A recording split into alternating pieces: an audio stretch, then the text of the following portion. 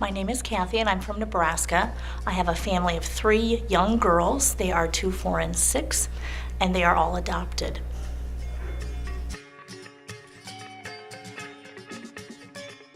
In my particular city, it's been very difficult finding a place that can deal with children who have some special behavior disorders, and it took us a lot to find places. My daughter got kicked out of her first center at the age of 2. The next one she stayed a year. The next one she stayed 30 days. It was very difficult, and as we transitioned one child, we transitioned 2 because it was so hard for me to separate the children, and I wanted them to be in the same place so they could always be comfortable. And that didn't always work out for her best interest, that she could stay where she was, and she just kept getting kicked out. And that was very hard for all of us. Made it very difficult to go to work, to know if I was going to get phone calls in the middle of the day saying to come pick up my child. I didn't know if my child at the age of 2 was going to do something intentionally so she would get sent home, and she was able to voice that at the age of 2, that if I do this, you're going to call my mother and I get to go home. And they listened to her, and they did exactly that. I did tell them, please don't do that, don't send her home, because that's what she wants. I said, let's figure out how we can keep her there and make her successful in that environment. Sometimes that worked, most of the time it didn't.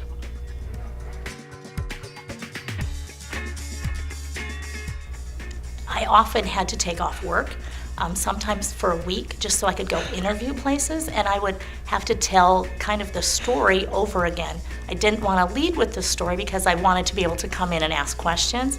If I led with her story of being kicked out, they wouldn't want to talk to me. So I kind of left some things out and waited to see if there was any breakdown in that system. There was. And then I would go with interventions, but then by then they would say it was too late. It was too late to work with her, work with us as a family, and it was disruptive to both of us. We're a 2-family household, 2-parent household, and we would take turns who could be off today, who could be off tomorrow, based on what our schedule looked like.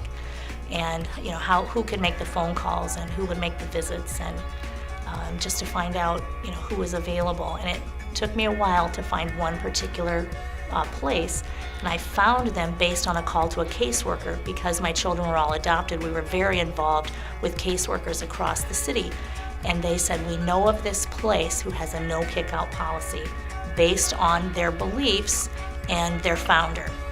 I called them, and of course you're always waiting, do you have an opening? So they say yes. Well, do you have an opening for 2? And I would get no. So at that point I had to decide, do I split my children up? That's what I did, and that was the best decision I could have ever made. It made it more hassle for me as a parent, dropping off at 3 different places at that point every morning before I got to work at 7:30, but it was the best decision for her, and in the long run the best decision for us. And we were able to sit down, have a frank, honest discussion about what she needed, what she'd been through, and because of their foundation and who they were attached to, they understood. And they accepted that, and they would say, okay, we tried this, what else can we do? We tried this, what else can we do? Are you aware of this avenue that you can take? Are you aware of that avenue? And it was the first time in 4 years that we ever had a place that could do that for us, and I can't thank them enough. So when we got to child number 3 and had a breakdown in a center I didn't expect to have that happen, I immediately called them and said, do you have a space for my daughter? And they said yes.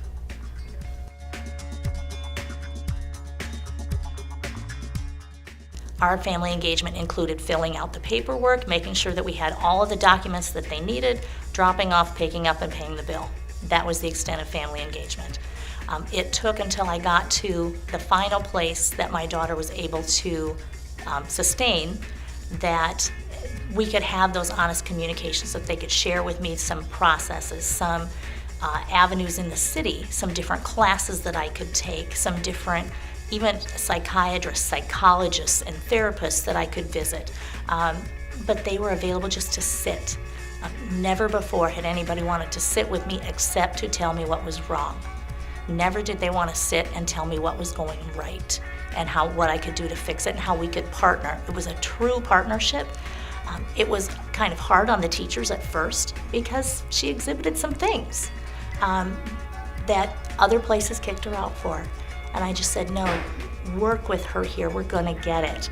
And they said, yeah, we'll work, we'll get it. And so I partnered with every teacher in that center so that they knew what her needs were and they knew her triggers. They also knew that there weren't triggers.